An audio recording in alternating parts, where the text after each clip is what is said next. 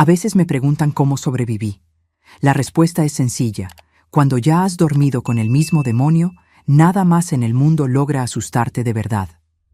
Hola mis queridos, me llamo Neidis Herrera Silva, pero todos me conocen como Abuela Neidis. Tengo 78 años, nací en 1947 en San Juan de los Llanos, un pueblito pequeño del estado de Hidalgo que ni siquiera aparece bien en el mapa. El lugar era tan seco que hasta los nopales tenían pena de crecer, pero era nuestro rinconcito, ¿saben? Hoy voy a contarles una historia que guardé dentro del pecho por más de 65 años, algo que nunca le dije ni a mis hijos ni a mis nietos. Entonces, si están viendo este video ahora, denle su like, suscríbanse al canal y activen la campanita, porque ese cariño de ustedes me da la fuerza que necesito para sacar esta espina que quedó clavada en mi corazón por tanto tiempo. Antes de comenzar mi historia, el equipo de este canal me pidió agradecer la marca de 75,000 suscriptores alcanzados. Realmente es mucha gente siguiendo y disfrutando este canal increíble que nos da espacio para compartir enseñanzas profundas sobre la vida. Con eso queremos saber de dónde son ustedes, cuántos hijos tienen o hasta una historia feliz o triste de su vida para que la compartan con nosotros aquí en los comentarios de este video. Siéntanse libres de abrir su corazón. Nuestra casa en San Juan era pequeña, de adobe, con 2 ventanitas al frente y una puerta que siempre rechinaba. Éramos una familia sencilla. Mi papá Antonio, mi mamá Sebastiana, mi hermanito Joaquín y yo. Papá trabajaba como cargador en el mercado del pueblo, cargando costales de harina, frijol, lo que fuera necesario. Mamá lavaba ropa ajena, tallando hasta que sus manos se ponían coloradas como chile. Hasta mis 9 años, la vida era difícil pero tenía cierta paz. Me acuerdo de mamá cantando mientras tendía la ropa en el patio, del olorcito a café de olla por las mañanitas, de las historias que la abuela Juanita nos contaba sobre aparecidos y ánimas cuando venía a visitarnos. La panza no siempre estaba llena, pero el corazón tenía un calorcito bueno. Todo cambió cuando mamá se enfermó. Comenzó con una tos que no se quitaba, después vino la fiebre, el cansancio. Es solo una gripa fuerte, decía ella, tratando de calmarnos. Pero no lo era. El doctor del pueblo dijo que era tuberculosis, una palabra que en esa época sonaba como sentencia de muerte en nuestra región. Mandaron a mamá a un sanatorio en Pachuca. Yo tenía 10 años, Joaquín apenas 7. Nos quedamos solos con papá, que nunca había sido un hombre cariñoso, pero tampoco había sido malo. Al menos eso era lo que yo creía. En las primeras semanas después de que mamá se fue, papá parecía perdido. No sabía cocinar bien. La ropa se quedaba arrugada. La casa se volvió un desorden. Yo, aunque pequeñita, trataba de ayudar. Aprendí a hacer frijoles, a lavar la ropa más sencilla, a cuidar a Joaquín. «Eres igualita a tu mamá, Neidis», decía papá mirándome de una manera extraña. En esa época pensé que era un halago. Hoy sé que era el comienzo de la pesadilla. Fue en una noche de tormenta que todo comenzó. Recuerdo que los truenos eran tan fuertes que las paredes de adobe temblaban. Joaquín, con miedo, vino a dormir en mi petate. Los dos compartíamos un cuartito pequeño, mientras papá dormía en el cuarto más grande donde estaba la cama que compartía con mamá. Desperté a medianoche con una sensación extraña, un peso sobre mí, un olor fuerte a pulque, una respiración pesada. Abrí los ojos en la oscuridad y sentí la mano grande de mi papá tapándome la boca. «Quédate calladita, Neidis», me susurró al oído. «Si gritas vas a despertar a tu hermano. No quiero asustarlo». Lo que pasó después es algo que todavía me da escalofríos contarlo. Las manos de él, ásperas del trabajo en el mercado, tocando donde nunca deberían tocar. El peso de su cuerpo aplastando el mío, tan pequeño todavía. La dolor, Dios mío, el dolor que sentí y que ni siquiera podía expresar porque él mantenía la mano en mi boca. A mi lado, Joaquín se movió. Por un instante pensé que estaba dormido, pero cuando miré de reojo, vi sus ojitos abiertos en la oscuridad, brillando con lágrimas. Estaba despierto, estaba viendo todo, pero estaba paralizado de miedo, como yo. Cuando terminó, papá se levantó, se acomodó la ropa y dijo como si estuviera hablando del clima: «Esto se queda entre nosotros, Neidis. Si le cuentas a alguien, especialmente a tu mamá cuando regrese, nadie te va a creer.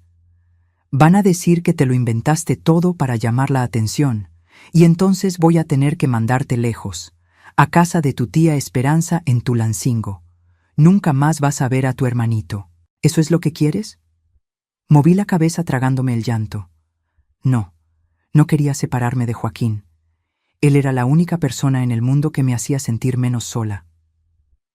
Papá salió del cuarto y solo entonces Joaquín se acercó a mí, temblando. Tenía solo 7 años, pero sus ojos parecían mucho más viejos esa noche. «¿Neidis, te lastimó?», preguntó bajito, la voz entrecortada. «Vete a dormir, Joaquín», fue todo lo que pude decir, volteándome de espaldas, queriendo desaparecer, queriendo morirme de vergüenza. Esa fue la primera noche.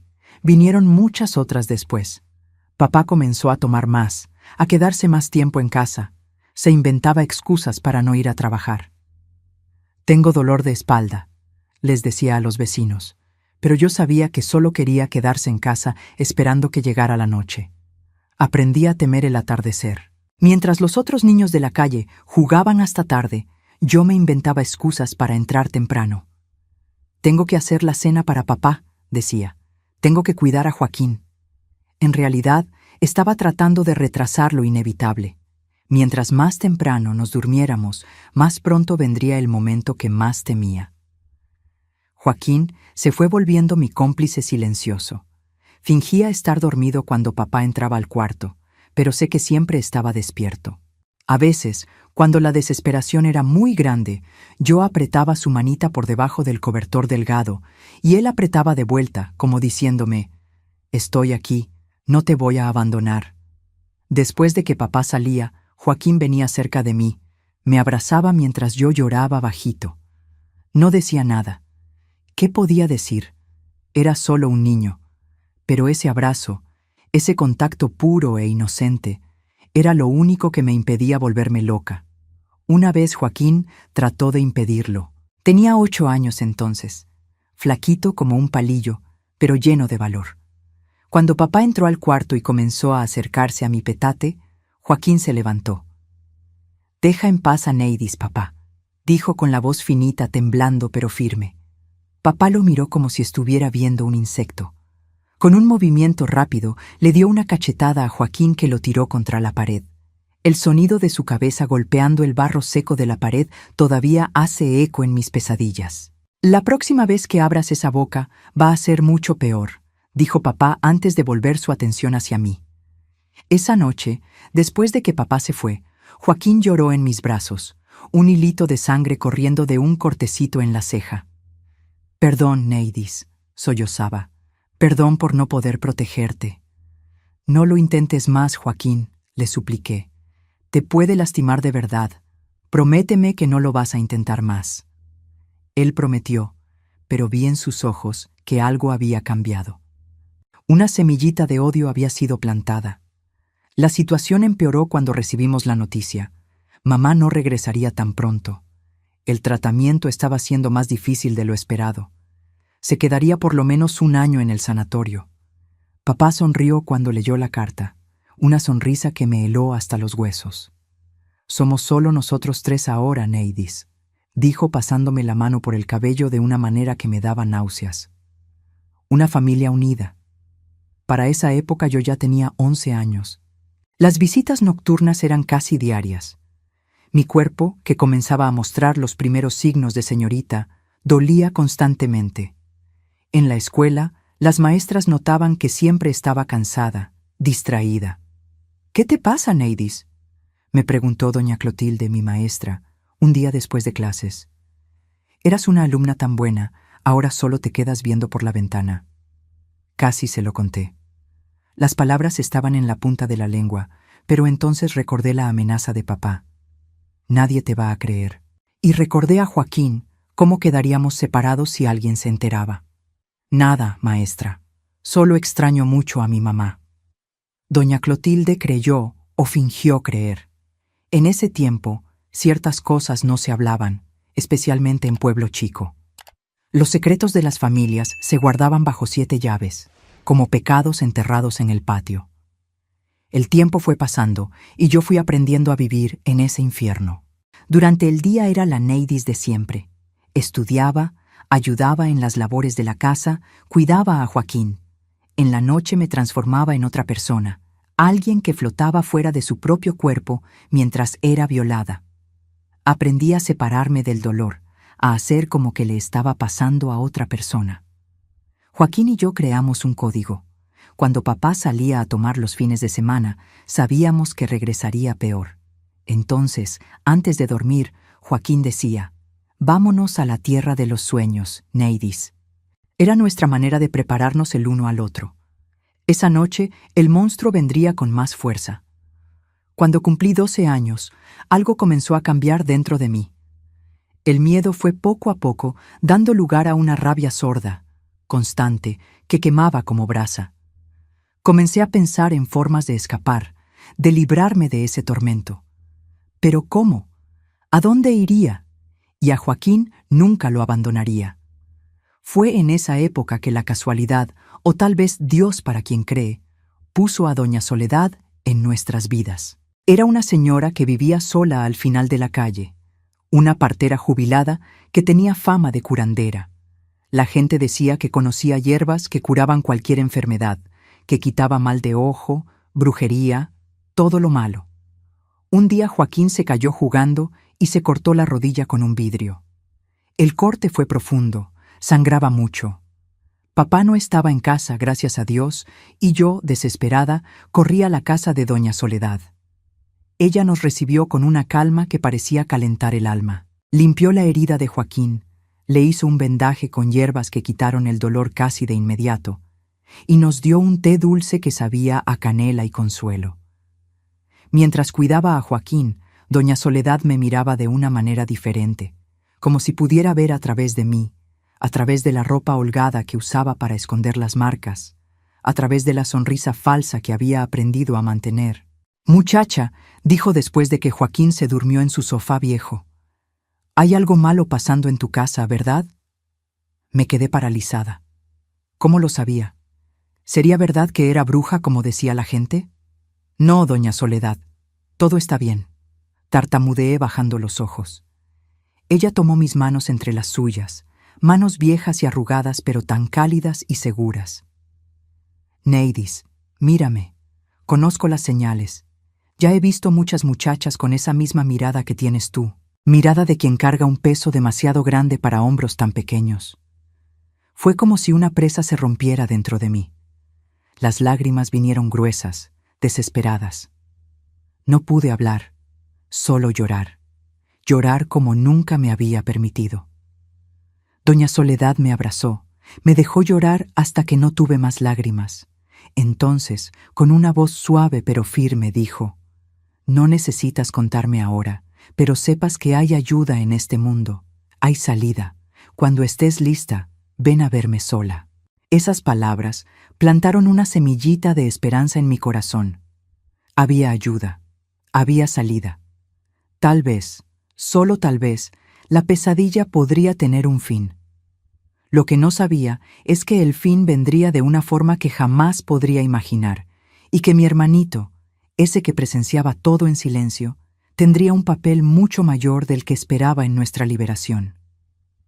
Mis queridos que me ven, esta es solo la primera parte de mi historia.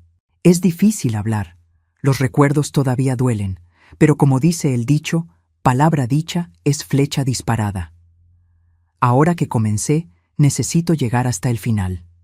Agradezco de corazón a cada uno que me está acompañando. Si esta historia está tocando su corazón, compártanla con alguien que crean que necesita escucharla. A veces, nuestros dolores ayudan a sanar los dolores de otros. Joaquín tenía una manera muy especial de consolarme después de las noches difíciles. Juntaba florecitas del monte, flor de Nochebuena, margaritas silvestres, y las dejaba sobre mi almohada. Nunca decía nada, solo las ponía ahí como un mensajito silencioso. «Todavía existe belleza en este mundo, Neidis». Mi hermanito cumplió 9 años en esa época. Era un niño flaquito, de ojos grandes y expresivos que parecían guardar más sabiduría de la que cualquier niño debería tener. Mientras los otros muchachos de su edad corrían por las calles de San Juan, jugando fútbol o cazando lagartijas, Joaquín prefería quedarse cerca de mí, como un guardián invisible. Casi no necesitábamos palabras. Desarrollamos un lenguaje propio hecho de miradas, gestos pequeños, señales que solo nosotros dos entendíamos. Un jaloncito de oreja significaba cuidado. 3 torciditas seguidas querían decir, está de mal humor hoy. Un silbidito corto era, todo bien, podemos relajarnos un poco. Así nos protegíamos el uno al otro como podíamos. Cuando papá llegaba con ese olor a pulque más fuerte que lo normal, Joaquín se inventaba dolor de panza, calentura, cualquier cosa para dormir en medio entre mí y la puerta, como si su cuerpecito flaco pudiera servir de barrera. No funcionaba, claro. Papá simplemente lo empujaba a un lado, a veces con tanta fuerza que Joaquín se golpeaba contra la pared. Pero mi hermano nunca se daba por vencido. A la noche siguiente, ahí estaba otra vez, tratando de ser mi escudo. ¿Por qué no gritas, Neidis?, me preguntó una vez en un susurro después de que papá había salido de nuestro cuarto. Si gritas bien fuerte, los vecinos van a oír. Y entonces me van a separar de ti, respondí agarrando su manita. No puedo dejar que eso pase, Joaquín. Somos solo nosotros dos en este mundo. Él apretó mi mano de vuelta, lágrimas silenciosas corriendo por su carita sucia. Pero te está lastimando cada día más. Era verdad. Con el tiempo, papá se ponía más violento, más exigente, como si necesitara más para satisfacer a ese demonio que vivía dentro de él. Las marcas en mi cuerpo ya no eran solo las invisibles. Tenía moretones en los brazos, en las piernas, a veces hasta en la cara. En la escuela comencé a inventar excusas. Me caí del árbol de mango del patio, decía, o me tropecé con la piedra del camino. Las maestras fingían creer, o tal vez creían de verdad. En ese tiempo, en Pueblo Chico, un ojo morado de niña pobre no causaba asombro. Era solo un detalle más del paisaje, como los perros flacos en las calles o los borrachos durmiendo en la plaza. Joaquín sufría viendo mi sufrimiento. Cada noche que presenciaba los abusos, algo moría dentro de él. El niño alegre que una vez fue, se estaba desapareciendo, dando lugar a un muchacho serio, de ojos opacos y risa rara. En la escuela, su maestra mandó una nota. Joaquín está muy callado, no juega en el recreo, no participa en las clases. ¿Pasó algo en casa? Papá leyó la nota, se rió secamente y la tiró al fuego. Maestra metiche. El muchacho es callado nomás. Salió a su papá. Que se meta en lo suyo. Pero no era solo en la escuela que Joaquín estaba cambiando. En casa comenzó a estar más observador, más atento a todo. Notaba los horarios en que papá salía y regresaba. Escuchaba las conversaciones de él con los amigos en la cantina. Ponía atención a sus costumbres, como un científico estudiando un animal peligroso. Una vez agarré a Joaquín hurgando en las cosas de papá. Estaba revisando el cajón donde guardaba la navaja de afeitar, el dinero de las semanas, documentos viejos. ¿Qué estás haciendo?, le pregunté asustada. ¿Si te agarra? Joaquín cerró el cajón rápidamente. Solo quería ver si encontraba alguna carta de mamá. Quería saber si va a regresar pronto. Creí o quise creer, pero algo en sus ojos me decía que había más. Una determinación nueva, un fuego pequeño pero constante, como brasa que se niega a apagarse. Nuestra conexión se volvió aún más fuerte en esos días. Éramos como 2 náufragos agarrados a la misma tabla, a la deriva en un mar revuelto. Todo lo que teníamos era el uno al otro. En la noche, cuando logramos quedarnos solos, nos contábamos historias el uno al otro. Historias de lugares lejanos donde nadie nos lastimaría. Joaquín tenía una imaginación increíble. Inventaba ciudades enteras con detalles tan vivos que casi se podía sentir el olor, oír los sonidos. «Vamos a escapar un día, Neidis», decía, los ojos brillando en la oscuridad. Vamos a un lugar bien lejos donde él nunca nos va a encontrar. ¿A dónde?, le preguntaba, entrando en la fantasía, permitiéndome soñar por unos minutos. A la Ciudad de México, o a Guadalajara, o hasta al extranjero. Dicen que en España todo mundo habla como nosotros. Sería fácil adaptarse. Yo sonreía, acariciando sus cabellos. ¿Y cómo vamos a llegar allá, listillo? Voy a trabajar, juntar dinero. Cuando esté más grande, fuerte como el José de la tienda, te voy a sacar de acá. Es una promesa. La inocencia de ese plan me partía el corazón. José de la tienda era un muchacho de 17 años que podía cargar 3 costales de harina de una sola vez. Para Joaquín, eso era el colmo de la fuerza, el símbolo máximo de lo que un hombre podía hacer. Lo que él no entendía, y cómo podría, es que ni toda la fuerza física del mundo podría protegernos del monstruo que vivía en nuestra casa. Ese monstruo no tenía garras ni colmillos. Tenía autoridad, tenía el derecho dado por la sociedad de hacer lo que quisiera con sus hijos dentro de las 4 paredes que llamábamos hogar. Nuestras visitas a la casa de doña Soledad se volvieron más frecuentes. No necesitaba pretexto. Papá casi nunca preguntaba dónde estábamos durante el día, siempre y cuando estuviéramos en casa cuando él llegara. Doña Soledad nos recibía siempre con una sonrisa y algún dulcito sencillo. Un pedazo de pan de dulce, piloncillo con coco, lo que tuviera. Nunca me presionó para hablar sobre lo que pasaba en casa. Parecía saber que cuando estuviera lista se lo contaría. Mientras tanto, nos ofrecía un refugio, un rinconcito de paz donde podíamos ser solo niños por unas horas. Fue en una de esas visitas que descubrí cuánto sabía Joaquín, más de lo que demostraba. Doña Soledad me había pedido que fuera a buscar hierbabuena en su patio, y me quedé unos buenos minutos allá afuera. Cuando regresé, oí la voz de Joaquín viniendo de la cocina. Él le hace cosas malas, doña Soledad. Todas las noches. Yo veo todo, pero no puedo hacer nada. Me quedé helada del otro lado de la puerta, el corazón latiendo tan fuerte que parecía querer saltar por la boca. ¿Y tu mamá, muchacho? ¿No puede ayudar? La voz de doña Soledad, tan baja, controlada, pero pude sentir la rabia contenida en ella. Mamá está enferma, lejos. Tiene tuberculosis. Papá dijo que si le contamos a alguien, van a llevarse a Neidis y yo nunca la voy a ver más. Hubo un silencio, y entonces la voz de doña Soledad, aún más baja. Hay veces, mi hijo, que uno necesita hacer justicia con sus propias manos. Este mundo no fue hecho para proteger a muchachas como tu hermana. No pude oír lo que Joaquín respondió, porque en ese momento un perro comenzó a ladrar en el patio, asustado por un gato. Entré a la cocina como si no hubiera escuchado nada, entregando las hierbas a doña Soledad. Pero esa conversación se quedó martillando en mi cabeza. Hacer justicia con las propias manos. ¿Qué quería decir doña Soledad con eso? Y más importante, ¿qué había entendido Joaquín de esas palabras? Los días fueron pasando y con ellos llegó mi cumpleaños número 13. No hubo celebración, claro. Papá ni se acordó.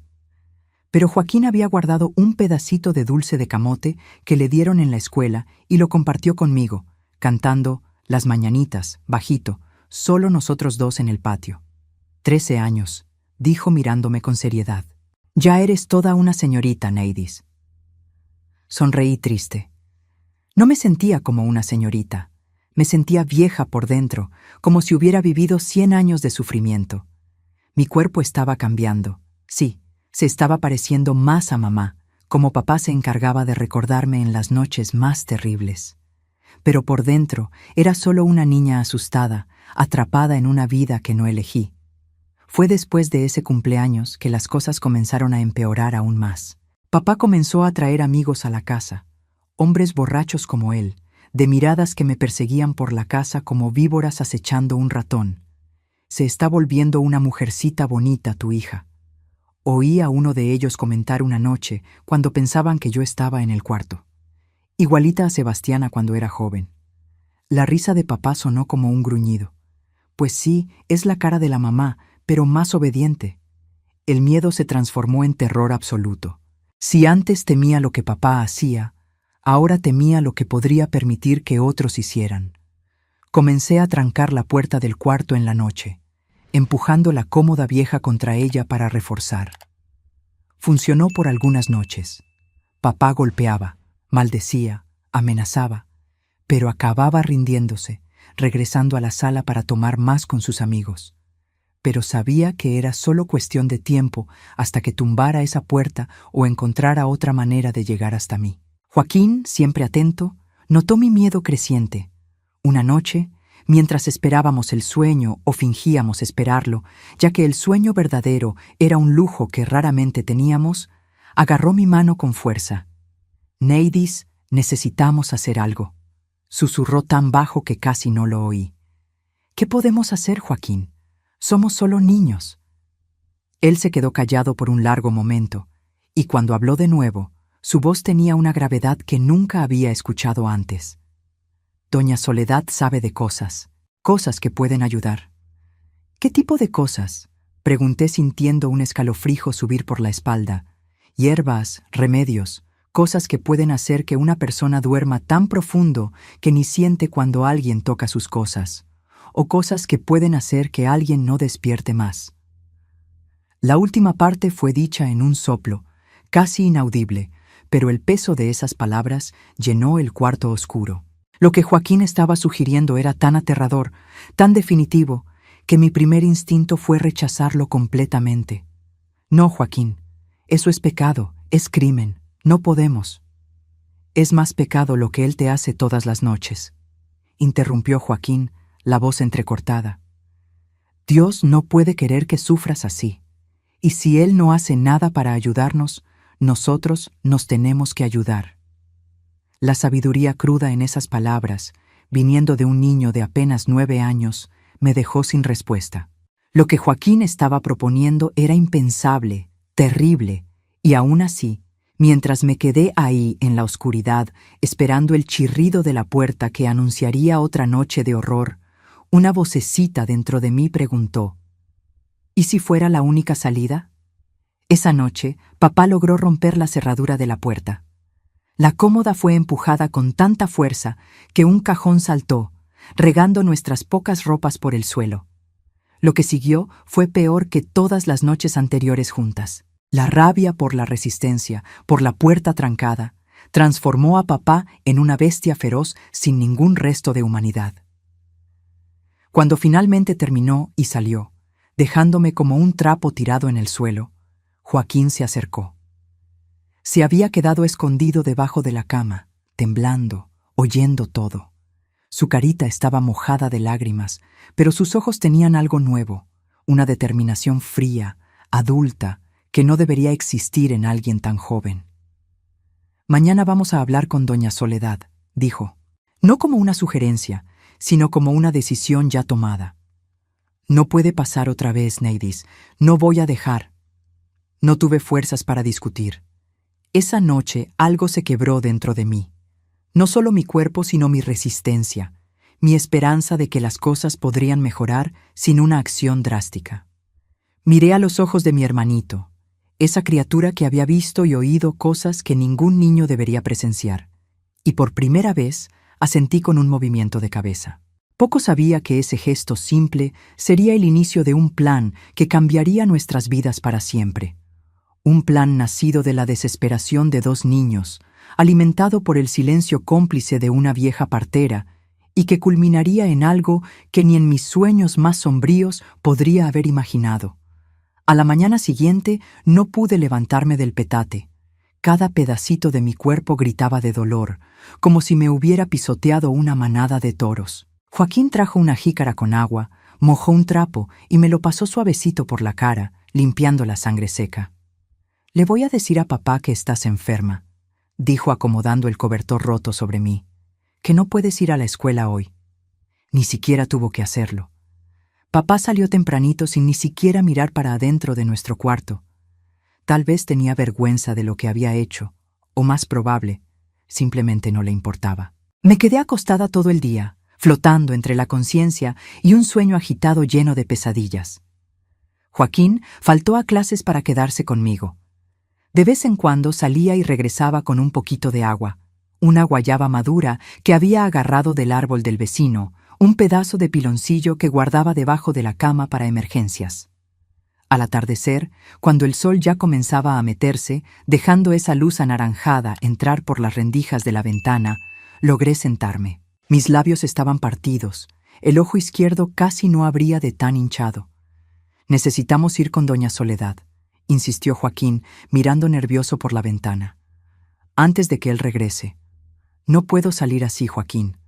Todo mundo va a ver, va a saber.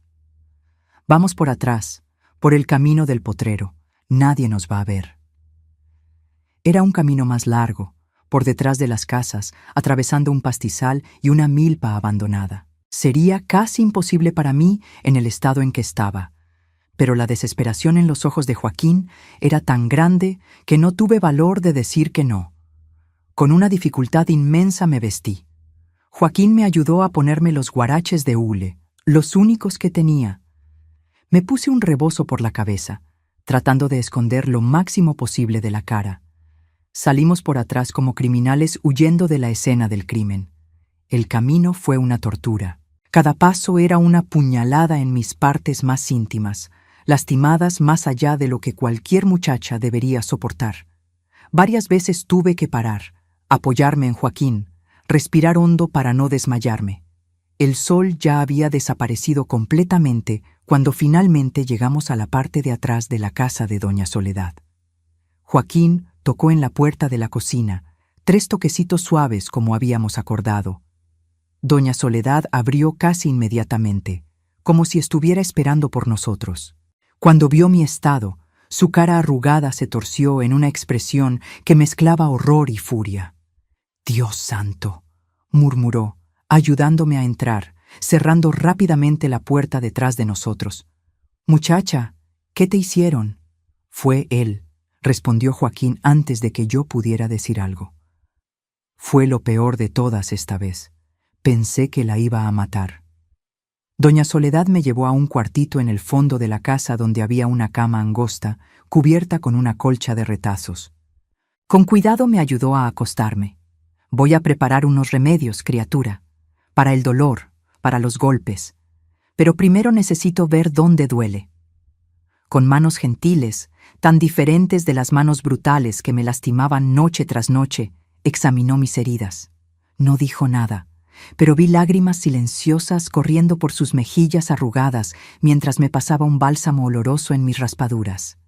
«Esto no puede seguir», finalmente dijo, más para sí misma que para nosotros. «Esto es obra del demonio, no de gente. Señora, necesita ayudarnos», imploró Joaquín, parado en la puerta del cuarto, los ojos bien abiertos de preocupación. Como dijo el otro día, justicia por nuestras propias manos.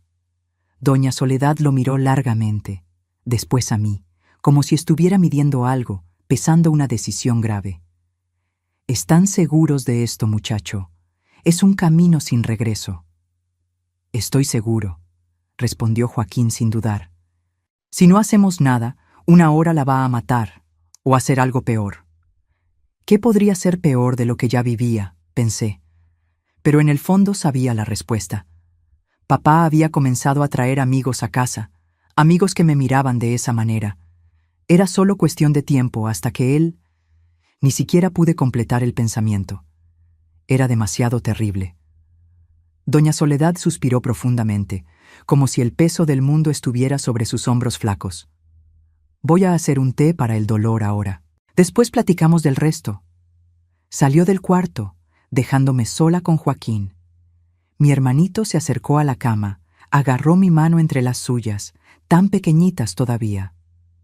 «Va a estar todo bien, Neidis», susurró con una convicción que no combinaba con sus 9 años. «Te prometo, nunca más él te va a lastimar». El té de doña Soledad hizo efecto casi inmediatamente. El dolor que latía en todo mi cuerpo comenzó a disminuir, dando lugar a un sopor agradable. Por primera vez en días, tal vez semanas, me relajé completamente. Debo haberme dormido, porque cuando abrí los ojos otra vez, la luz de la mañana entraba por las rendijas de la ventana. Por un momento me quedé desorientada, sin saber dónde estaba. Entonces, los recuerdos regresaron. La noche terrible, la caminata dolorosa hasta la casa de doña Soledad, el té misterioso. Me senté en la cama, sorprendida al darme cuenta de que el dolor había disminuido considerablemente. Todavía dolía, sí, pero era soportable ahora. Logré levantarme sola, caminar hasta la puerta del cuarto. Del otro lado, oí voces bajas viniendo de la cocina. Reconocí la de doña Soledad y la de Joaquín, conversando en tonos urgentes. Me acerqué despacito, todavía un poco mareada. «Tiene que ser en la comida», decía doña Soledad, «o en la bebida, de preferencia en el pulque, que no va a sentir el sabor». «¿Y cuánto tiempo tarda en hacer efecto?». La voz de Joaquín, seria como la de un adulto. «Depende de cuánto tome. Si es todo de una vez, cuestión de una hora. Si es poquito a poco, puede tardar días». «¿Y no hay peligro de que se dé cuenta?». «No, si son listos. El sabor es fuerte, pero el pulque lo disimula bien. Y cuando empiece a sentir los efectos, va a pensar que es pura borrachera». Me quedé helada a la mitad del camino. ¿De qué estaban hablando? ¿Qué plan era ese? Una parte de mí sabía exactamente lo que estaba pasando, pero otra parte, tal vez la niña inocente que todavía existía en algún lugar dentro de mí, se negaba a creer.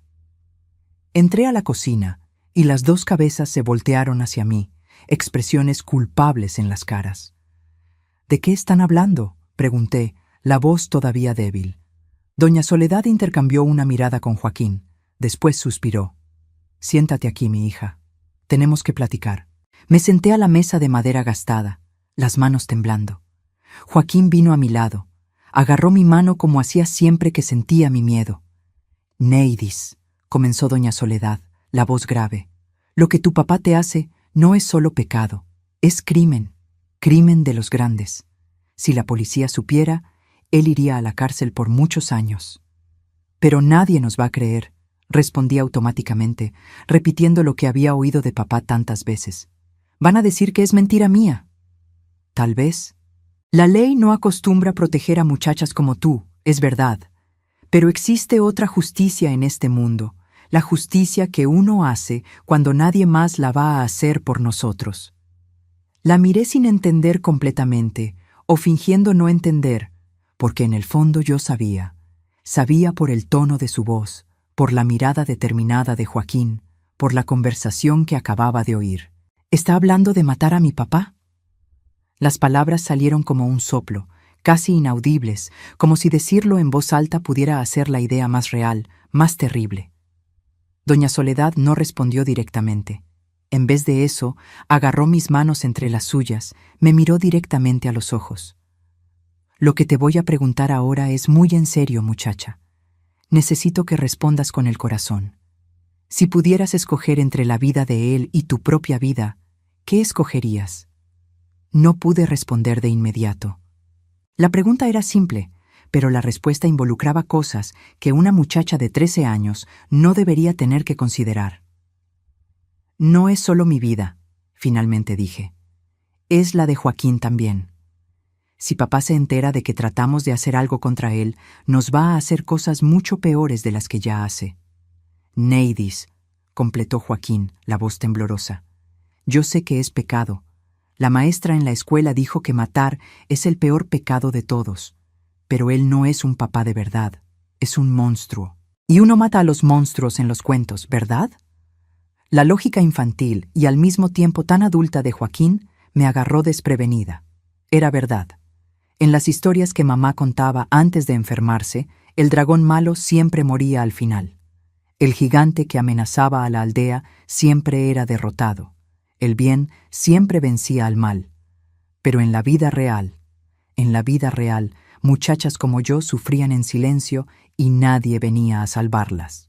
En la vida real, el monstruo no era una criatura fantástica con escamas y garras, sino un hombre común, un papá que los vecinos saludaban en la calle, que el padre bendecía en la misa de los domingos.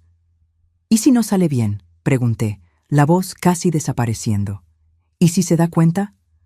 «Va a salir bien», afirmó doña Soledad con una certeza que solo los muy viejos o los muy jóvenes poseen. Tengo 80 años, muchacha.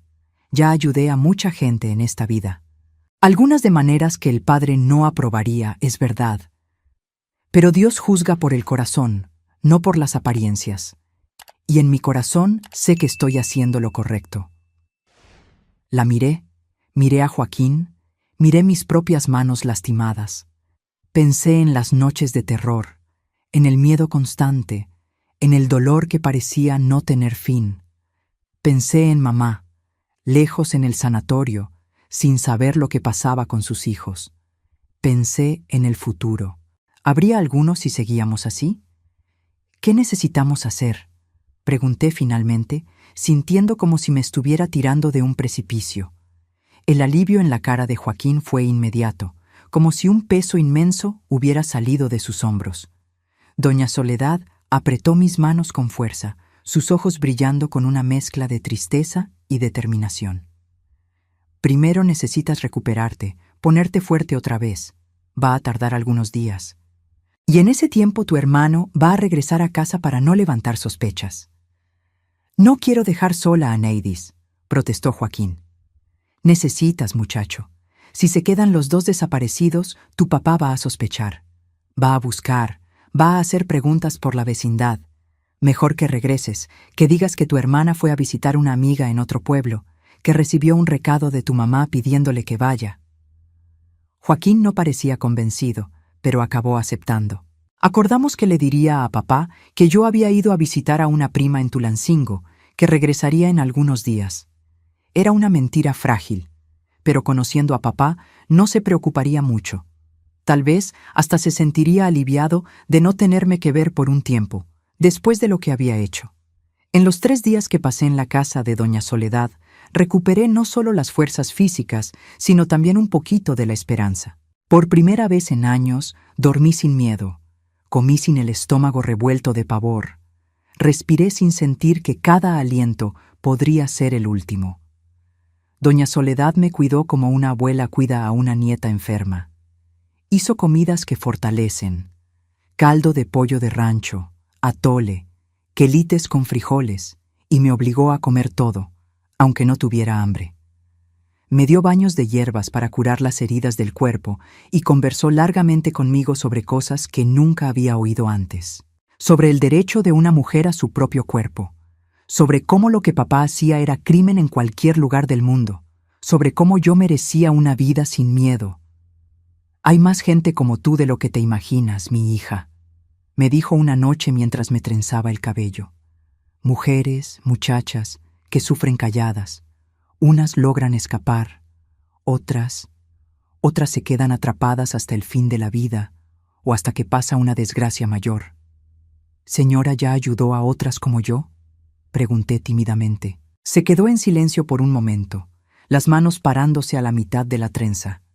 Sí, mi hija, más de las que me gustaría, y algunas escogieron el mismo camino que tú y tu hermano están escogiendo ahora. No pregunté más. No necesitaba saber detalles. Bastaba saber que no éramos los primeros en enfrentar ese tipo de horror, ni los primeros en tomar medidas desesperadas para escapar. En la mañana del 4.º día, Joaquín apareció tempranito. Estaba más flaco, con ojeras profundas, pero había una excitación nerviosa en sus movimientos. ¿Te creyó?, pregunté mientras comíamos el atole de masa que doña Soledad había preparado. Se lo creyó. Ni hizo muchas preguntas. Solo quiso saber cuándo regresas. Intercambié una mirada con doña Soledad. La pregunta de papá no era por preocupación, lo sabíamos bien. Era por otra cosa.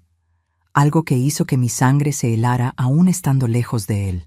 ¿Y qué le respondiste?, preguntó doña Soledad a Joaquín. Que regresa mañana, que solo fue a visitar a la prima que está enferma. Mañana. La palabra cayó como una piedra entre nosotros. Significaba que nuestro tiempo se había acabado, que el plan necesitaba ponerse en práctica ahora, o todo volvería a ser como antes, o peor. Entonces ese soy, declaró doña Soledad, levantándose de la mesa. Fue hasta un armario viejo en la esquina de la cocina, abrió un cajón de abajo y sacó un bulto de tela. Lo puso en la mesa entre nosotros. Esto aquí Es toloache mezclado con otras hierbas que solo yo conozco. No tiene sabor, no tiene olor cuando se mezcla con pulque, pero es mortal. Miré el bulto como si fuera una víbora lista para morder. Era pequeño, inofensivo en apariencia. Difícil creer que algo tan simple pudiera acabar con una vida. ¿Cuánto necesita tomar?, preguntó Joaquín, la voz firme como si estuviera preguntando sobre una receta común. Todo. Si es menos, puede solo dejarlo muy enfermo, y entonces va a ser peor para ustedes. ¿Y cómo lo hacemos? En la comida, en la bebida. Es más seguro en el pulque. Él siempre tiene una botella guardada, ¿verdad? Joaquín asintió. Tiene, debajo de su cama. Dice que es la reserva especial, solo de él. Entonces es en esa que van a poner todo, de una vez, y después solo esperar. La simplicidad del plan era aterradora. No parecía real que algo tan fácil pudiera resolver el problema que había destruido nuestra infancia. Pero al mismo tiempo, una voz dentro de mí gritaba que estaba mal, que era pecado, que habría consecuencias terribles. ¿Y si nos descubren?, pregunté, la voz casi desapareciendo. ¿La policía? ¿Los vecinos? No van a descubrir, garantizó doña Soledad. Va a parecer que tomó demasiado, que el corazón no aguantó. Pasa mucho por aquí. Sabes que es verdad. Era verdad. En los últimos años, por lo menos 3 hombres del pueblo habían muerto así, encontrados por la mañana después de una noche de borrachera, fríos como piedra. Nadie investigaba mucho. Era el destino natural de quien vivía con la botella en la mano, decían. Y ustedes no pueden contarle a nadie, nunca, ni cuando sean viejos, ni en confesión, ni en el lecho de muerte. Este secreto se va con ustedes a la tumba, ¿entienden? Asentimos solemnemente. El peso de ese pacto secreto parecía aún más pesado que el bulto que doña Soledad empujó hacia las manos de Joaquín. Guárdalo bien, instruyó. Dentro de la ropa, donde nadie lo vea. Solo lo sacas a la hora de ponerlo en la botella. Joaquín guardó el bulto dentro de la camisa, cerca del corazón. Sus ojos, normalmente tan dulces e infantiles, tenían una determinación sombría que me asustó un poco. Es la única manera, Neidis, dijo, notando mi duda. Si no, él va a seguir. Va a empeorar. Oíste lo que les dijo a sus amigos el otro día, ¿verdad? Sobre dejar que ellos... No terminé la frase. No necesitaba. Yo también había oído, a través de la puerta, las risas groseras, las insinuaciones, las promesas terribles. Era solo cuestión de tiempo hasta que papá las cumpliera. Está bien, dije finalmente, tragándome el nudo en la garganta. Vamos a hacerlo. Doña Soledad me abrazó fuerte, como si quisiera protegerme una última vez antes de mandarme de regreso al peligro. Valor, mi hija. A veces solo existe un camino para la libertad, y no es el más fácil. Salimos de su casa cuando el sol ya estaba alto. El camino de regreso a casa parecía más largo que nunca. Cada paso nos acercaba no solo a nuestro hogar, sino a un punto sin regreso en nuestras vidas. Mientras caminábamos lado a lado, Joaquín agarró mi mano como hacía tantas veces para consolarme. Pero esta vez fui yo quien apretó con fuerza, como si necesitara de su fuerza, no al revés. Va a salir todo bien, susurré, tratando de convencerme tanto a mí misma como a él. Mañana vamos a estar libres. ¿Libres? La palabra sonaba extraña, casi incomprensible. ¿Cómo sería la libertad? ¿Cómo sería dormir sin miedo, despertar sin terror, vivir sin esa sombra constante sobre nosotros? No lo sabía, pero estaba dispuesta a descubrirlo, aunque el precio fuera cargar para siempre el peso de lo que estábamos a punto de hacer. Lo que no sabíamos, mientras caminábamos de regreso a casa esa tarde calurosa de 1960, era que el destino tenía otros planes para nosotros, planes que no involucraban veneno ni muerte premeditada, pero que serían igualmente definitivos. Cuando llegamos a casa, el silencio nos recibió como un mal presagio. No había señal de papá, lo que era extraño. A esa hora de la tarde normalmente estaría durmiendo, recuperándose de la borrachera de la noche anterior, o sentado en la puerta enrollando un cigarro de hoja con esos dedos gruesos que me causaban tanto pavor. ¿Dónde estará?, susurró Joaquín, mirando alrededor como si papá pudiera saltar de algún rincón oscuro en cualquier momento. Entramos despacito, pisando en las puntas de los pies como dos pequeños ladrones invadiendo territorio enemigo. La casa estaba más desordenada que lo normal. Platos sucios amontonados en el fregadero de la cocina, botellas vacías por el suelo, ropa regada. Había un olor extraño en el aire, una mezcla de sudor, pulque y algo más que no podía identificar. Fue cuando notamos la puerta del cuarto de papá entreabierta. De adentro venía un sonido ahogado, como un gemido o un ronquido. Intercambié una mirada con Joaquín, el corazón disparado en el pecho. Era nuestra oportunidad. Si papá estaba durmiendo, borracho demasiado para darse cuenta de nuestra presencia, podríamos poner el veneno en la botella sin problemas. Pero antes necesitábamos estar seguros. Con cuidado infinito, Joaquín se acercó a la puerta y espió por la rendija. Lo que vio hizo que su carita se pusiera pálida. Retrocedió rápidamente, haciéndome una seña para que me quedara callada, y me jaló hacia el patio. «Hay una mujer con él», susurró Joaquín, los ojos bien abiertos. Están en la cama». La noticia me agarró de sorpresa. Papá nunca había traído mujeres a casa desde que mamá se fue al sanatorio. Por lo menos no que yo supiera. ¿Quién sería? ¿Y qué significaba esto para nuestro plan? «¿Quién es?», pregunté bajito. «No sé. Nunca la vi. Pero están tomando. Hay una botella allá». Mi cerebro trabajaba rápidamente, tratando de adaptar nuestro plan a esta nueva situación. Si papá tenía compañía, sería más difícil poner el veneno en la bebida sin que nos vieran. Por otro lado, si estaban tomando, tal vez se quedarían inconscientes pronto y entonces tendríamos nuestra oportunidad. «Vamos a esperar», decidí. «Quedarnos aquí afuera hasta que se duerman o la mujer se vaya». Fuimos al fondo del patio, donde un viejo árbol de mango daba sombra y un escondite razonable. Desde ahí podíamos ver la casa sin ser vistos. Nos sentamos en la tierra apisonada, recargados en el tronco del árbol, y esperamos. El sol comenzó a meterse, pintando el cielo de tonos anaranjados. El hambre apretaba, pero no nos atrevíamos a entrar para buscar comida. El bulto de doña Soledad seguía escondido en la camisa de Joaquín, cerca del corazón, como un secreto sombrío que cargábamos. «¿Crees que nos vamos a ir al infierno?», preguntó Joaquín de repente, la voz tan baja que casi no la oí. La pregunta me agarró desprevenida. No había pensado en eso, o mejor dicho, había evitado pensar.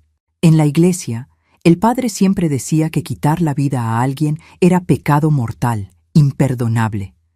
Pero doña Soledad había dicho otra cosa, que Dios juzgaba por el corazón, no por las apariencias. «No sé», respondí honestamente. «Pero si vamos, por lo menos estaremos juntos».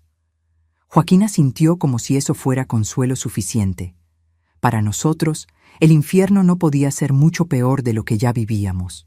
Y si el precio de la libertad era la condenación eterna, tal vez valía la pena.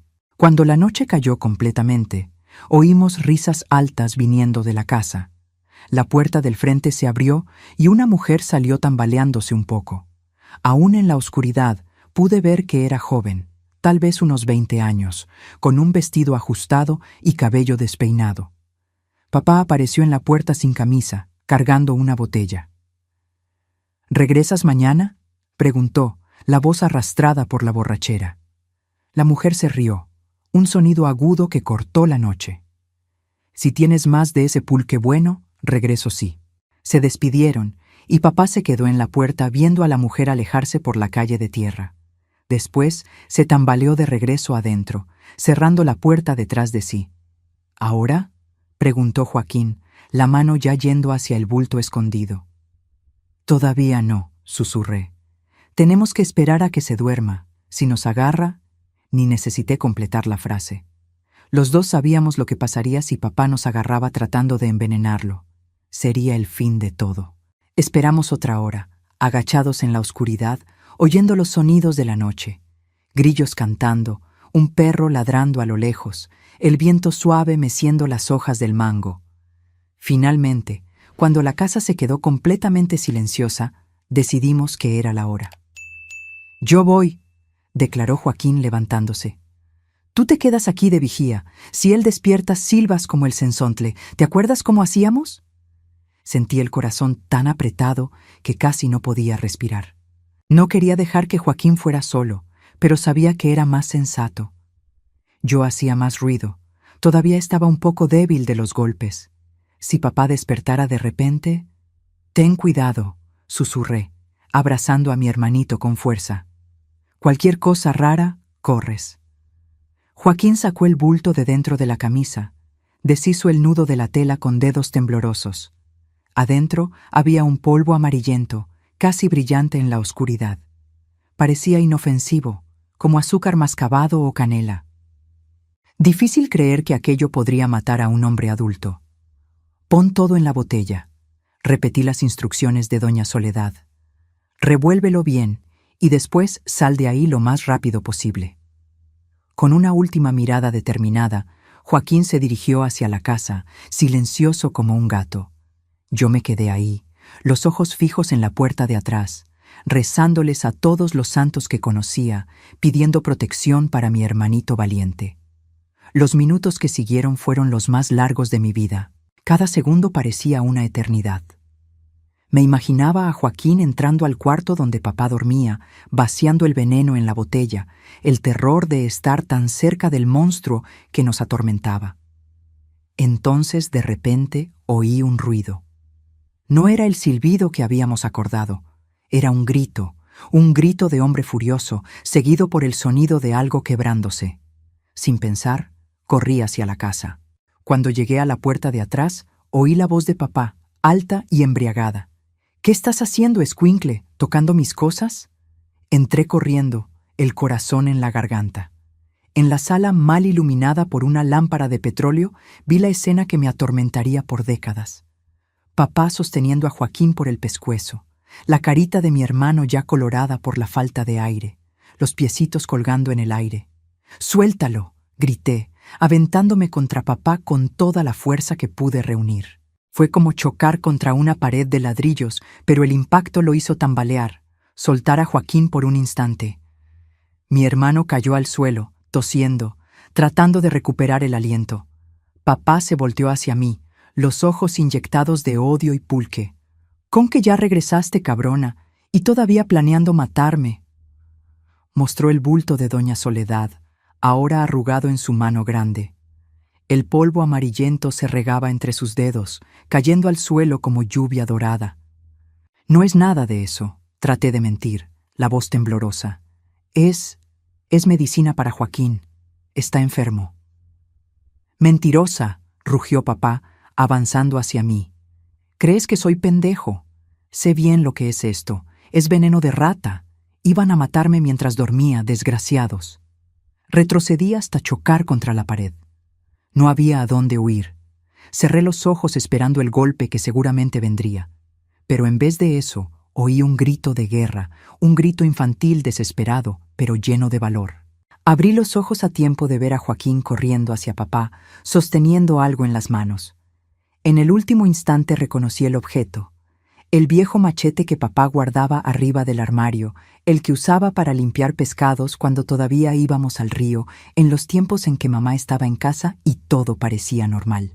«Deja en paz a mi hermana», gritó Joaquín, enterrando el machete en la pierna de papá con toda la fuerza que su cuerpecito flaco pudo reunir. El sonido que salió de la garganta de papá no era humano. Era un rugido de dolor y furia, como de un animal herido. Se volteó, olvidándose de mí, concentrando toda su rabia en Joaquín. «Te voy a matar, escuincle», gruñó, arrancándose el machete de su propia pierna. Sangre corriendo, manchando el suelo de tierra apisonada. «Te voy a acabar ahora mismo». Lo que pasó después fue como una pesadilla en cámara lenta. Papá se lanzó hacia Joaquín, que estaba paralizado de miedo. Yo me aventé entre ellos, tratando de proteger a mi hermano. Hubo un empujón, un desequilibrio, y entonces, el machete. No sé exactamente cómo pasó, si papá tropezó con su propia sangre, si Joaquín trató de defenderse, si yo empujé en el momento correcto. Solo sé que en un instante papá estaba de pie, amenazador, y al siguiente estaba en el suelo, el machete enterrado en su pecho, los ojos bien abiertos de sorpresa. Neidis, murmuró mi nombre, saliendo como una burbuja de sangre entre sus labios. Y entonces, nada más. Nos quedamos paralizados, Joaquín y yo, viendo el cuerpo de nuestro padre tirado en el suelo de la sala como un muñeco de trapo desechado. La sangre se extendía, formando un charco oscuro alrededor de él, brillante a la luz débil de la lámpara. ¿Está muerto?», preguntó Joaquín, la voz casi inaudible. Me arrodillé al lado del cuerpo, temblando tanto que casi no podía moverme. Puse la mano en su pescuezo, buscando pulso como había visto hacer a doña Soledad una vez cuando el viejo Sebastián se desmayó en el mercado. Nada. Solo la piel todavía tibia pero ya empezando a enfriarse y la completa ausencia de movimiento. Sí, respondí, alejándome como si el cuerpo pudiera atacarme en cualquier momento. Está muerto.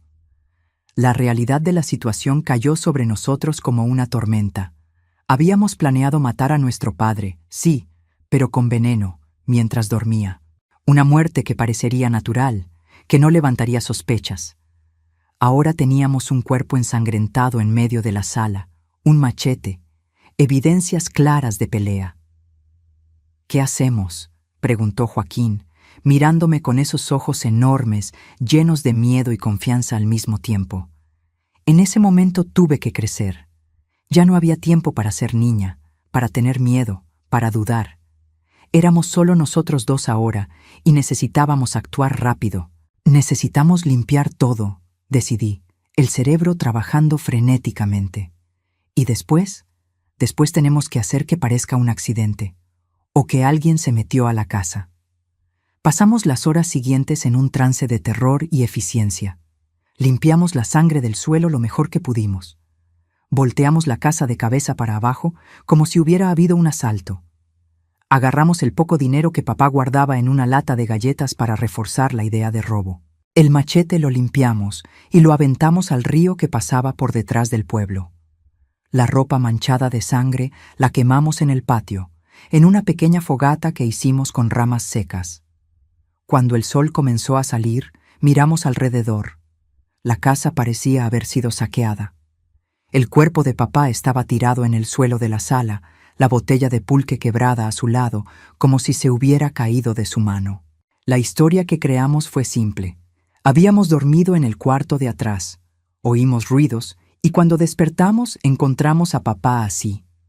Alguien debía haberse metido a la casa durante la noche, buscando dinero o cosas para robar. Ahora lloramos, le instruí a Joaquín, sosteniendo sus manitas temblorosas. Llora bien fuerte para que la vecina doña Josefa oiga y venga a ver qué pasó. No fue difícil llorar. Las lágrimas vinieron naturalmente, no de tristeza por la muerte de papá, sino de miedo, de alivio, de culpa, de 1000 emociones mezcladas que no podíamos nombrar. Lloramos abrazados, nuestros sollozos haciendo eco en la casa silenciosa mientras el sol salía en el horizonte, marcando el primer día del resto de nuestras vidas. Doña Josefa apareció poco después, atraída por los gritos. Detrás de ella otros vecinos. Pronto la casa estaba llena de gente, exclamaciones de horror, preguntas que respondíamos entre sollozos, manteniendo nuestra historia simple, consistente. «Oí un ruido, tía Josefa», contaba Joaquín, lágrimas corriendo por su carita pálida. «Y cuando vine a ver, papá estaba así en el suelo, había gente corriendo afuera, la vi por la ventana». Alguien fue a llamar a la policía, que en ese pueblito consistía en 2 hombres malhumorados con pistolas oxidadas. Hicieron algunas preguntas básicas, miraron alrededor y rápidamente llegaron a la conclusión que esperábamos: asalto que salió mal. El ladrón probablemente no esperaba encontrar a alguien en casa. Hubo pelea y papá terminó macheteado. Una lástima, comentó uno de los policías sin parecer realmente sentir lástima. Pero estas cosas pasan. ¿Ustedes tienen algún pariente que se pueda hacer cargo? Nuestra mamá, respondí rápidamente. Está en el sanatorio en Pachuca, pero tenemos a doña Soledad, que es como una abuela para nosotros. Fue así que el mismo día que enterramos a nuestro padre en un cajón sencillo en el pequeño cementerio de San Juan de los Llanos, fuimos a vivir con doña Soledad. Ella no hizo preguntas. Sus ojos, cuando nos recibió en la puerta de su casa, decían que sabía más de lo que cualquiera sospechaba, pero que se llevaría nuestro secreto a la tumba. En la noche, cuando finalmente nos quedamos solos en el cuartito de atrás que preparó para nosotros, Joaquín se acercó a mi cama. ¿Hicimos lo correcto, Neidis?, preguntó, la voz temblorosa en la oscuridad.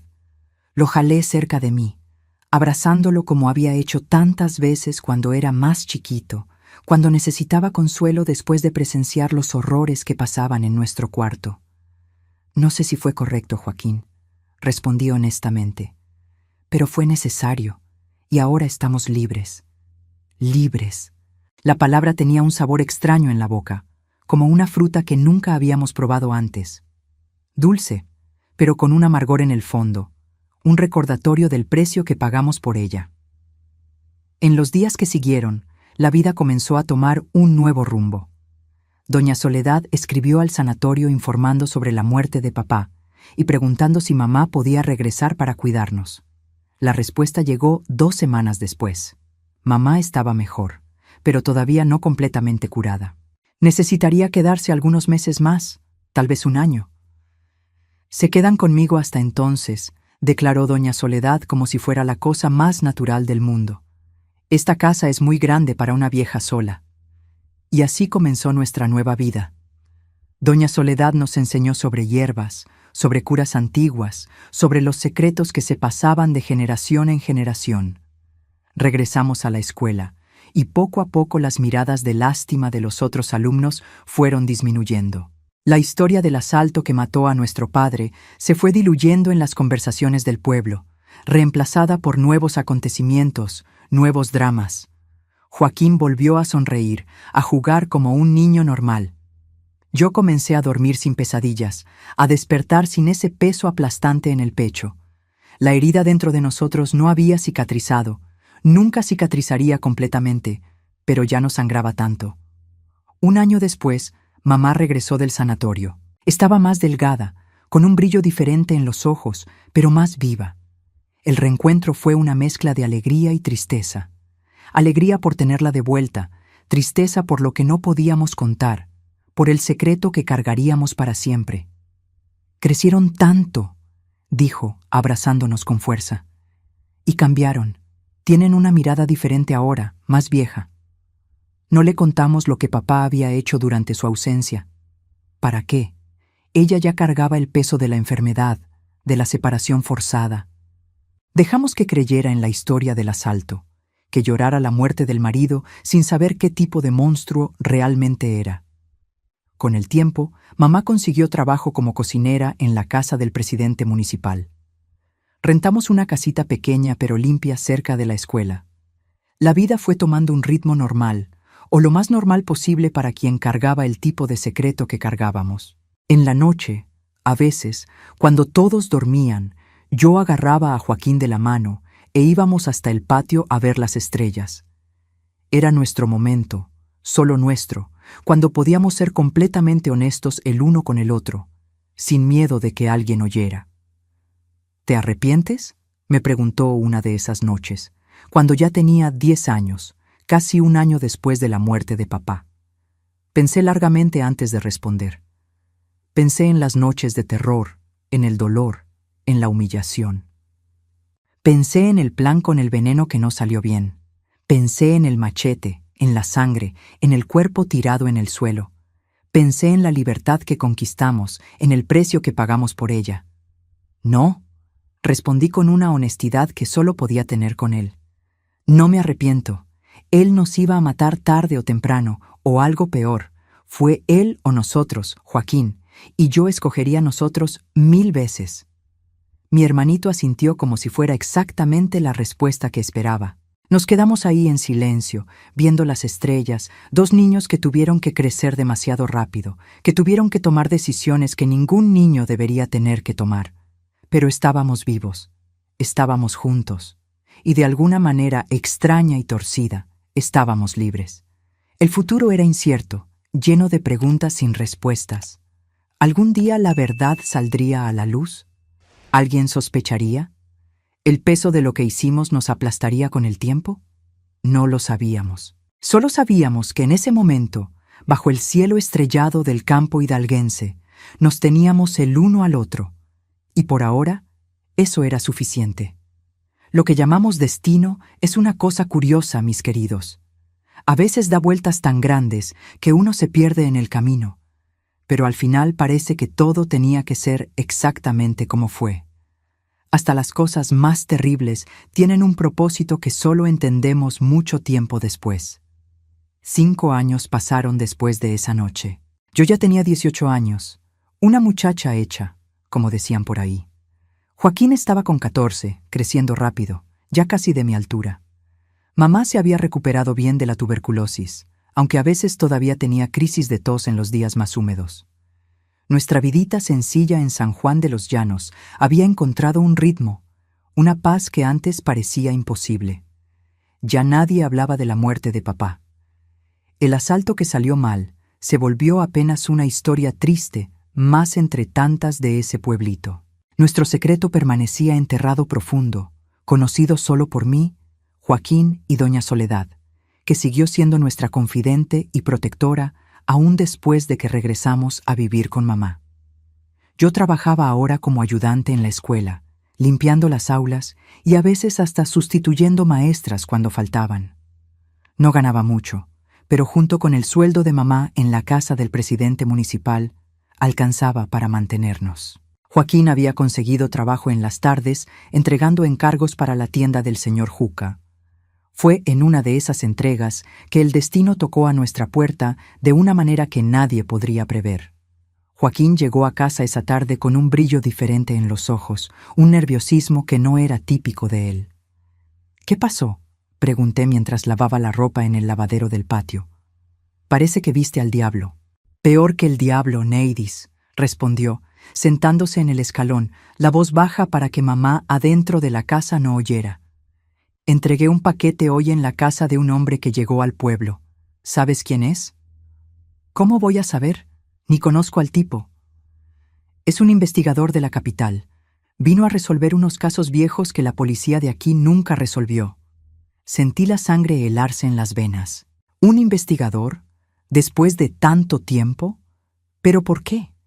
¿Quién tendría interés en desenterrar historias viejas en un pueblito olvidado como el nuestro? «¿Y qué casos son esos?», pregunté, tratando de mantener la voz firme, las manos siguiendo tallando el jabón en la ropa como si nada hubiera pasado. No sé bien, él no habló mucho, pero lo oí preguntarle al señor Juca sobre muertes extrañas en los últimos años, incluyendo la de papá. El jabón se me resbaló de las manos, cayendo en el agua con un ruidito ahogado. Por un instante fue como si el tiempo hubiera regresado. El miedo, ese viejo compañero que yo creía haber dejado atrás, me subió por la espalda como una víbora venenosa. «Debe ser rutina», traté de decir, más para calmarme que por realmente creer. Esos hombres de la capital siempre quieren demostrar que sirven cuando vienen al interior. A ver si ni sabe bien lo que está buscando. Pero la expresión de Joaquín me decía que él no estaba convencido, y en el fondo yo tampoco estaba. Esa noche no pude dormir. Daba vueltas en la cama, el pensamiento fijo en ese investigador desconocido. ¿Y si descubría algo? ¿Y si alguien de la vecindad había visto algo esa noche, algo que nunca contó hasta ahora? ¿Y si sus sospechas lo llevaban hasta nosotros? A la mañana siguiente decidí que necesitaba ver por mí misma quién era ese hombre. Me arreglé con cuidado, me puse el vestido azul claro que mamá había cosido para los domingos, me amarré el cabello con una cinta y fui a la tienda del señor Juca con la excusa de comprar harina. La tienda estaba llena como siempre en las mañanas, mujeres comprando para la comida, hombres discutiendo la cosecha, niños tratando de convencer a las madres de comprar un dulce. El señor Juca estaba detrás del mostrador, pesando frijoles en una báscula antigua. «Buenos días, señor Juca», saludé, tratando de parecer casual. «Vine por 1 kilo de harina para mamá». «Buenos días, Neidis», respondió sonriendo. Todos en el pueblo me seguían llamando así, aunque ya fuera adulta. «¿Tu mamá está mejor de la tos?» «Sí, gracias a Dios. El jarabe de doña Soledad ayudó bastante». Mientras él pesaba la harina, traté de sondar discretamente. «Joaquín me contó que hay gente nueva en el pueblo, un hombre de la capital». El señor Juca levantó los ojos, interesado en mi interés. «Sí hay, delegado Augusto, allá de Pachuca, vino a resolver unos casos viejos. Parece hombre serio, de pocas palabras». «¿Qué tipo de casos?», pregunté, fingiendo una curiosidad casual. «Ah, esas muertes mal explicadas que pasaron por aquí. Dice él que hay un patrón, que puede ser obra de la misma persona, pero yo creo que es solo falta de qué hacer. El interior es así. Muerte es muerte. No todo necesita explicación complicada». Mi corazón se aceleró. ¿Patrón? ¿La misma persona? Eso significaba que la muerte de papá no era el único caso que investigaba. ¿Eso era bueno o malo? No sabía decir. «¿Y dónde se está quedando?», pregunté, tratando de no parecer ansiosa. «En la pensión de doña Clotilde, ahí en la plaza. Pero si yo fuera tú, me mantendría lejos. Muchacha bonita como tú no necesita meterse con ese tipo de gente. Esos hombres de la capital se creen que pueden todo solo porque usan una placa». Pagué la harina y salí, la mente a mil. La pensión de doña Clotilde quedaba del otro lado de la plaza, a pocos minutos de ahí. Antes de que pudiera pensar mejor, mis pies ya me llevaban en esa dirección. La pensión era una casa de 2 pisos, antigua, de paredes amarillentas por el tiempo, con un corredor donde siempre había unas 3 o 4 mecedoras. Doña Clotilde, una señora gorda y platicadora, estaba en la puerta barriendo la banqueta. «Buenos días, doña Clotilde», saludé, tratando de parecer casual. «Ah, Neidis, buenos días, mi hija. ¿Estás animada hoy, eh? Es que tenemos visita importante en el pueblo, un delegado de Pachuca.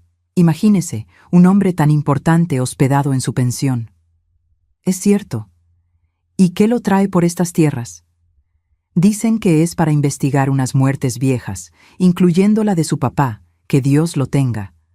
Una pena, aquello de morir de esa manera, asaltado en su propia casa». El estómago me dio una vuelta completa. Entonces era verdad. Él estaba investigando la muerte de papá.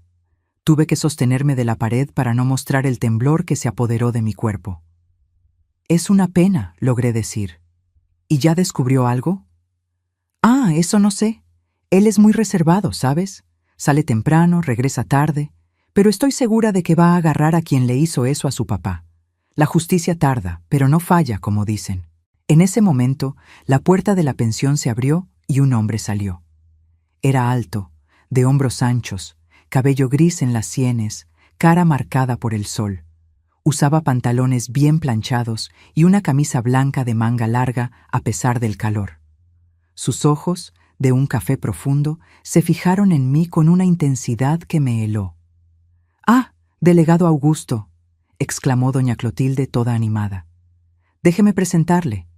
Esta es Neidis, hija del Antonio que mataron en ese asalto hace 5 años. ¿Se acuerda que le comenté?». El hombre me observó por un largo momento, como si estuviera grabando cada detalle de mi cara. Entonces extendió la mano en un gesto formal. «Mucho gusto, señorita. Augusto Méndez, delegado de la Policía Civil de Pachuca». Apreté su mano, sintiéndola áspera y fuerte contra la mía. «El gusto es mío, delegado. Neidis Herrera Silva». «Interesante encontrarla, señorita Neidis. Justamente hoy pensaba buscarla para hacerle algunas preguntas sobre la muerte de su padre». Sentí el suelo desaparecer bajo mis pies. Era como si un abismo se hubiera abierto, listo para tragarme. Pero mantuve la cara calmada. Años de práctica escondiendo emociones finalmente servían para algo útil. Claro, delegado, lo que usted quiera saber. Pero fue hace tanto tiempo, no sé si pueda ayudar mucho. A veces es justamente con el tiempo que ciertos recuerdos se vuelven más claros, dijo con una sonrisa que no llegaba a los ojos. ¿Podría acompañarme a la delegación? Será solo una conversación informal. No había manera de rechazar sin parecer sospechosa. Asentí y lo seguimos lado a lado por la calle empedrada hacia la pequeña delegación de San Juan de los Llanos. El sol de mediodía castigaba, pero el calor no era nada comparado con el fuego de pánico que quemaba dentro de mí. La delegación era un edificio pequeño y descolorido, con 2 salas y una celda minúscula en el fondo. El delegado Augusto me condujo hasta una mesa donde había varios papeles regados. Me di cuenta de que eran reportes, fotos, documentos viejos. «Siéntese, por favor», indicó una silla de madera. «¿Quiere un vaso de agua?» Acepté, la garganta seca como el desierto en agosto. Mientras él fue por el agua, miré rápidamente los papeles. Había fotos de papá muerto, tirado en el suelo de nuestra sala. Mi estómago se revolvió al ver esa imagen que había tratado tanto de borrar de la memoria. «Aquí tiene», dijo, regresando con un vaso de agua tibia. «Entonces, señorita Neidis, vamos al grano. Estoy revisando casos de muertes violentas no resueltas en la región. La de su padre es una de ellas». «Pero yo pensé que había sido un asalto», respondí, tratando de parecer confundida. «Fue lo que dijo la policía en ese tiempo. Fue lo que constó en el reporte, sí. Pero hay inconsistencias, cosas que no cuadran». Mi corazón se disparó. ¿Qué tipo de inconsistencias? Me miró largamente antes de responder, como si evaluara cuánto debería revelar. Por ejemplo, no había señales de que forzaran la entrada. La casa estaba revuelta, sí, pero de una manera extraña. Como si alguien hubiera tratado de hacer parecer un asalto, pero sin realmente saber cómo. Sentí la sangre helarse. Era exactamente lo que habíamos hecho. 2 niños asustados, tratando de crear una escena que nunca habían visto en la vida real, solo en historias. «Y hay más», continuó, hojeando los papeles. «Su padre tenía enemigos. ¿Alguien que pudiera querer hacerle daño?» «No que yo sepa», respondí, la boca seca a pesar del agua. Él era reservado, se mantenía en lo suyo, trabajaba, regresaba a casa. A veces tomaba un poco... ¿Un poco? El delegado alzó una ceja. Por los relatos que junté, su padre era conocido por tomar bastante. Y cuando tomaba se ponía violento. No respondí. ¿Qué podía decir? ¿Que sí, papá se volvía un monstruo cuando tomaba? ¿Que había pasado años violándome mientras mamá estaba lejos? ¿Que Joaquín era el testigo silencioso de ese horror? «Señorita Neidis», continuó, la voz más suave ahora, «encontré en el archivo médico del centro de salud registros de varias visitas suyas. Caídas, golpes inexplicables, hasta un posible descoyuntamiento de hombro cuando usted tenía 12 años. Curiosamente, esas visitas pararon completamente después de la muerte de su padre. El suelo parecía estar abriéndose bajo mis pies. ¿Cómo había conseguido esos archivos? ¿Cómo había hecho la conexión? Todo lo que habíamos escondido por tanto tiempo, todas las mentiras cuidadosamente construidas, se estaban desmoronando como un castillo de arena. Yo era torpe, logré decir, la voz casi desapareciendo. Siempre me estaba cayendo, lastimándome. El delegado Augusto me miró con algo que parecía compasión. No era lo que esperaba. «Señorita Neidis, no estoy aquí para juzgar. Estoy aquí para entender qué realmente pasó esa noche. Y tengo una fuerte sospecha de que no fue un simple asalto». Nos quedamos en silencio por un largo momento. El ventilador viejo en el techo giraba perezosamente, esparciendo el aire caliente por la sala pequeña. Afuera, la vida continuaba. Voces de vendedores ambulantes, el ruido de una carreta pasando, gallinas cacareando en algún patio cercano. «¿Por qué importa ahora?», finalmente pregunté. «Pasaron 5 años. Sea lo que sea que pasó, ya pasó». «Importa porque la verdad siempre importa», respondió simplemente. «Y porque hay otros casos parecidos en la región. Hombres encontrados muertos en circunstancias sospechosas. hombres que casualmente tenían fama de ser violentos con sus familias. Mi corazón se paró por un instante. Otros casos. ¿Qué estaba insinuando? ¿Qué quiere decir?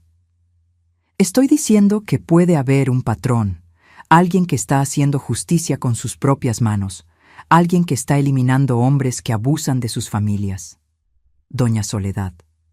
Sus palabras hicieron eco en mi mente.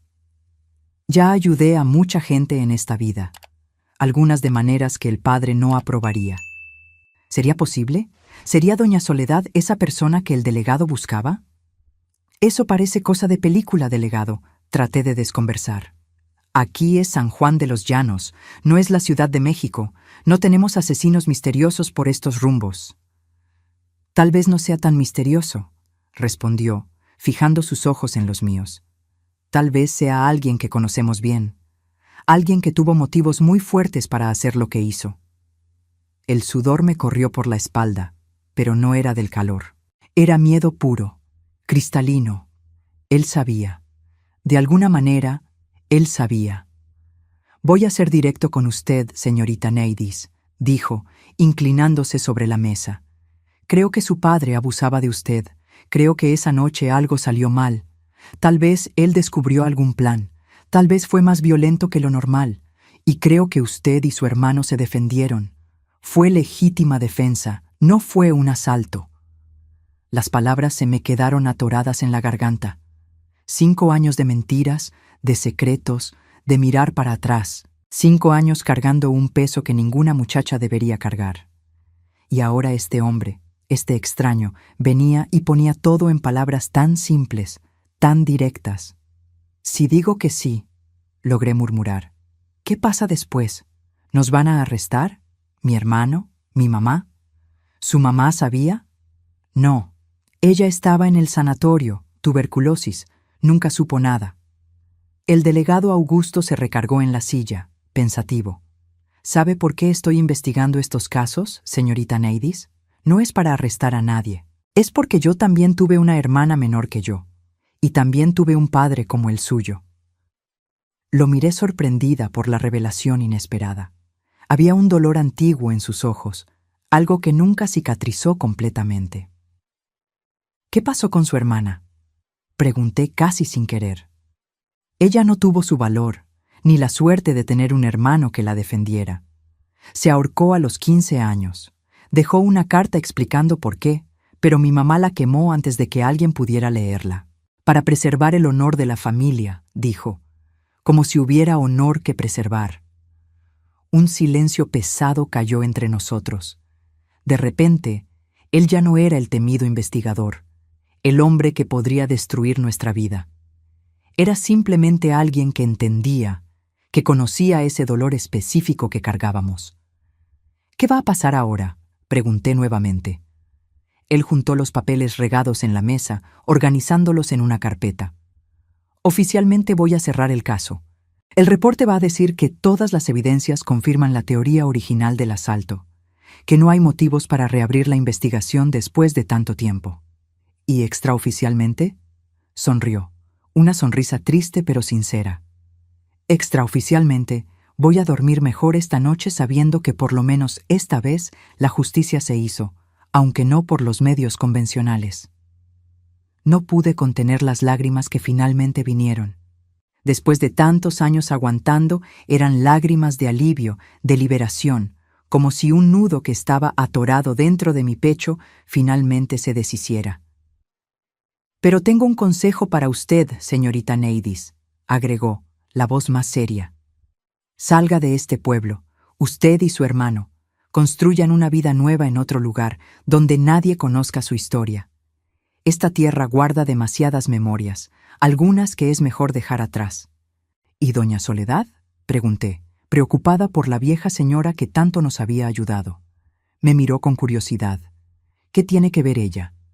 Nada, respondí rápidamente, dándome cuenta de que él no sospechaba del involucramiento de ella.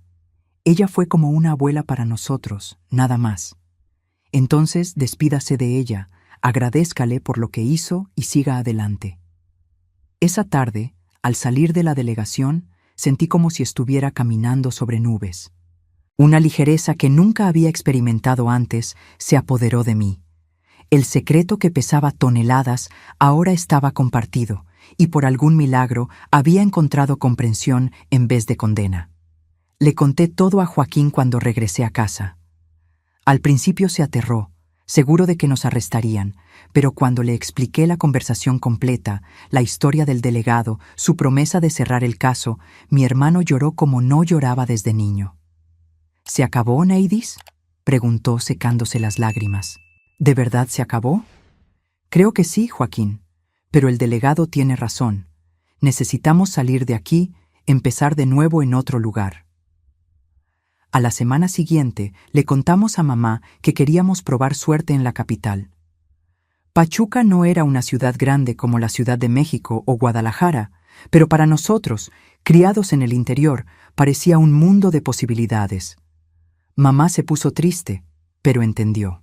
Siempre supe que no se quedarían en San Juan para siempre, dijo, preparando un morral con nuestras pocas ropas.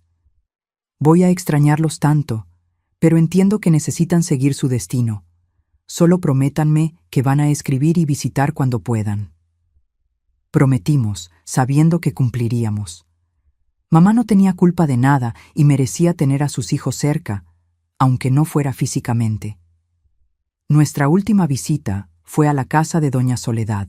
La vieja señora nos recibió con su habitual té de hierbas, sentada en la mecedora del corredor. «Entonces se van», dijo, no como una pregunta, sino como una constatación. «Ya es hora», respondió Joaquín, sorprendido. Ella sonrió, esa sonrisa misteriosa que siempre tenía. «Las viejas como yo sabemos de las cosas, muchacho. El viento trae las noticias, las plantas susurran secretos». Nos despedimos con lágrimas y promesas de escribir. Cuando ya nos íbamos, doña Soledad me llamó de regreso. «Neidis, mi hija, ¿te acuerdas de lo que te dije hace años? Que a veces la justicia necesita hacerse por nuestras propias manos». Asentí sin poder hablar. No siempre es como lo planeamos. A veces el destino tiene sus propios caminos, pero al final lo que importa es que ustedes están libres y van a seguir siéndolo. Agarró mi mano entre las suyas, arrugadas y cálidas. Y sepas que no fueron los primeros, ni serán los últimos en encontrar la libertad de esa manera. Mientras haya monstruos disfrazados de papás, maridos, hermanos, habrá quien necesite defenderse. La miré a los ojos, entendiendo finalmente el alcance de lo que decía. Doña Soledad no había sido solo nuestra confidente, nuestra cómplice. Era una guardiana silenciosa de muchas otras muchachas como yo, mujeres atrapadas en situaciones imposibles, sin salida por la ley o por la sociedad. «Ahora vete», dijo finalmente, soltando mi mano. «Construye una vida bonita, sé feliz. Es la mejor venganza contra el mal que trató de destruirte». Y así, con el corazón lleno de dolor y esperanza a la vez, Joaquín y yo partimos de San Juan de los Llanos hacia una nueva vida en Pachuca. Llevábamos poco equipaje, pero mucha determinación de construir algo mejor, algo nuestro. Los años siguientes no fueron fáciles. Trabajé primero como empleada doméstica, después en una fábrica textil. Joaquín estudió por las noches, mientras trabajaba de día. Poco a poco fuimos construyendo una vida nueva, lejos de las sombras del pasado. Me casé a los 22 años con un hombre bueno, trabajador, que nunca me preguntó por las cicatrices que a veces se asomaban en mi cuerpo o por las pesadillas que de vez en cuando me despertaban en la madrugada. Tuvimos 3 hijos, una vida sencilla pero llena de amor. Joaquín se convirtió en maestro, se casó con una muchacha dulce del pueblo donde trabajaba, tuvo sus propios hijos. Nunca hablamos del pasado delante de nuestras familias, pero de vez en cuando, en reuniones familiares, nuestros ojos se encontraban y sabíamos que el secreto seguía ahí, guardado, pero ya no pesado. Mamá vivió hasta los 89 años, rodeada de hijos, nietos y bisnietos. Nunca supo la verdad sobre la muerte de papá, y fue mejor así. Se fue en paz, con la conciencia tranquila. Doña Soledad murió cuando yo tenía 35 años. Fui a su funeral en San Juan de los Llanos. Todo el pueblo estaba ahí. Las historias que se contaron sobre ella, las vidas que tocó, las mujeres que ayudó. Me di cuenta de que había sido una especie de ángel guardián para muchas de nosotras, las olvidadas, las maltratadas, las que no tenían voz. Ahora, a mis 78 años, con mis hijos ya grandes, mis nietos adolescentes, decidí contar esta historia. No porque busque perdón o comprensión, sino porque creo que es importante que sepan que a veces, cuando el sistema falla, cuando la ley no protege, cuando la sociedad da la espalda, la gente común tiene que hacer lo que puede para sobrevivir. No les estoy diciendo que matar está bien. No les estoy diciendo que la violencia es la respuesta, pero les estoy diciendo que cuando un niño se defiende de un monstruo, cuando una víctima se libera de su verdugo, cuando los indefensos encuentran una manera de sobrevivir, eso no es crimen. Eso es supervivencia. Mi historia no es única. Hay miles de mujeres, de niños que viven lo que yo viví. Algunos encuentran ayuda, otros no. Algunos escapan, otros no. Pero todos merecen ser escuchados, todos merecen justicia, todos merecen una oportunidad de ser libres. Si esta historia llegó hasta ustedes, si algo de lo que dije les tocó el corazón, compártanla. No por mí, sino por todas las Neidis que siguen ahí afuera, esperando que alguien las escuche, que alguien las ayude, que alguien les diga que merecen algo mejor. El secreto que guardamos Joaquín y yo por más de 65 años ya no me pesa. Al contrario, me siento orgullosa de esa niña valiente que fui, de ese hermano corajudo que tuve, de haber encontrado una manera de sobrevivir cuando todo parecía perdido. La libertad tiene muchas caras, mis queridos. A veces llega como esperamos, a veces no, pero cuando llega, cuando por fin podemos respirar sin miedo, dormir sin pesadillas, vivir sin escondernos, eso no tiene precio. Y si hay alguien ahí afuera viviendo lo que yo viví, quiero que sepan esto: no están solos. Hay ayuda, hay esperanza, y hay un futuro mejor esperándolos del otro lado del miedo. La vida es corta, pero puede ser hermosa. Incluso después de la tormenta más terrible, el sol puede volver a brillar. Gracias por escucharme. Gracias por permitirme descargar este peso después de tantos años. Y recuerden, la verdad, aunque duela, siempre nos hace libres. Que Dios los bendiga, mis queridos, y que nunca tengan que pasar por lo que pasamos nosotros. Pero si pasa, sepan que siempre hay una salida, siempre hay esperanza, y siempre habrá gente dispuesta a ayudar, aunque sea en silencio, aunque sea en secreto, aunque sea de maneras que el mundo no entiende. La justicia, la verdadera justicia, no siempre viene de los juzgados. A veces viene del corazón de gente común que decide que ya basta, que no más, que merecemos algo mejor. Y eso, mis queridos, eso nunca será crimen. Eso siempre será supervivencia. Eso siempre será amor.